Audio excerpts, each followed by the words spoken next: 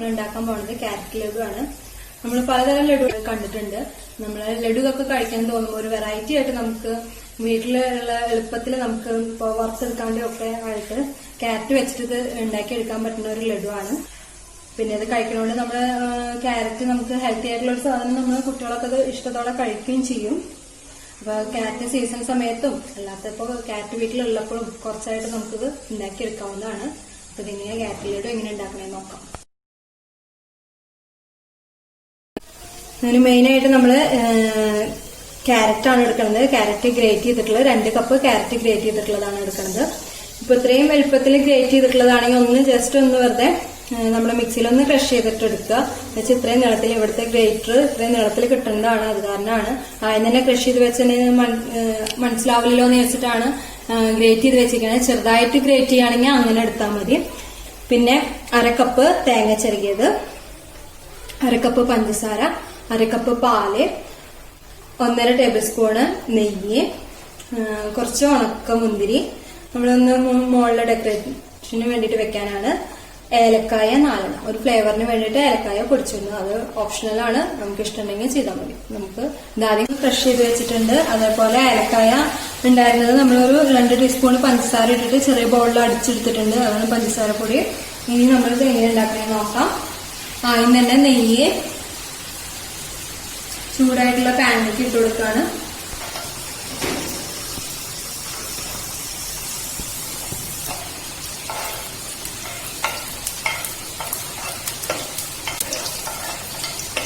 നെയ്യ് മെൽറ്റായി വരുമ്പോൾ നമ്മളിതിലേക്ക് കഴുകി വെച്ചിട്ടുള്ള ഉണക്കമുന്തിരി, നമുക്ക് മുന്തിരി ഉണ്ടെങ്കിൽ നമുക്ക് ആ ഒരു ഭംഗിക്ക് വേണ്ടിയിട്ട് വെക്കാനാണ്. അതൊന്ന് ഫ്രൈ ചെയ്തെടുക്കാം.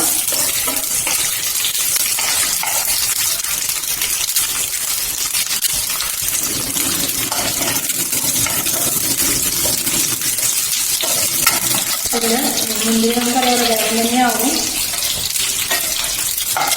അത് മാറ്റി വെക്കാം. അതിലേക്ക് നമ്മൾ ക്യാരറ്റ് എടുത്ത് വെച്ചിട്ടുള്ളത് ഇട്ട് കൊടുക്കുകയാണ്.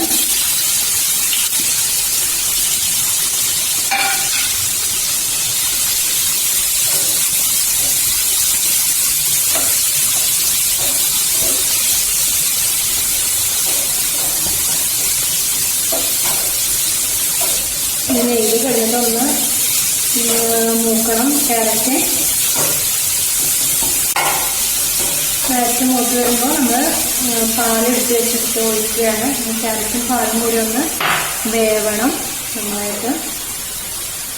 അപ്പം ആ പാല് മുഴുവൻ വറ്റിപ്പോണ വിധത്തിലാവണം.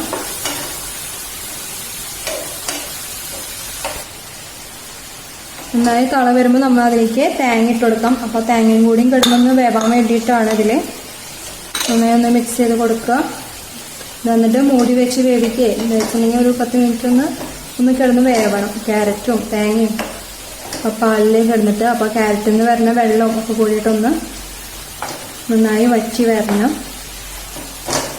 ഒരുവിധം ജലാംശമൊക്കെ വറ്റിയുണ്ട് കണ്ടോ. അതിലേക്ക് നമ്മൾ എടുത്ത് വെച്ചിരിക്കുന്ന പഞ്ചസാര ഇട്ട് നന്നായി ഇറക്കിയിട്ട് കൊടുക്കുകയാണ്.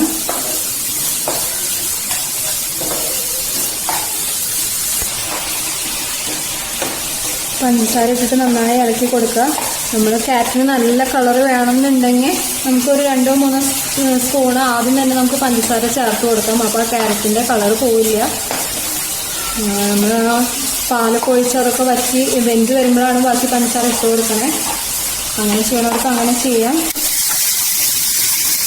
നന്നായി വെന്ത് വന്നിട്ട് നന്നായി ജലമൊക്കെ പോയി ജലാംശമൊക്കെ വറ്റി പോയിട്ട് നമ്മളിതിലേക്ക് എടുത്ത് വെച്ചിട്ടുള്ള ഏലക്കായപ്പൊടിയും കൂടി ഇട്ട് കൊടുക്കുകയാണ്. പഞ്ചസാര കൂട്ടിയിട്ട് അടിച്ച് വെച്ചിട്ടുള്ളതാണ്. പഞ്ചസാര പൊടിയായിട്ട് ഇരിക്കുന്നത് അത് കാരണമാണ്.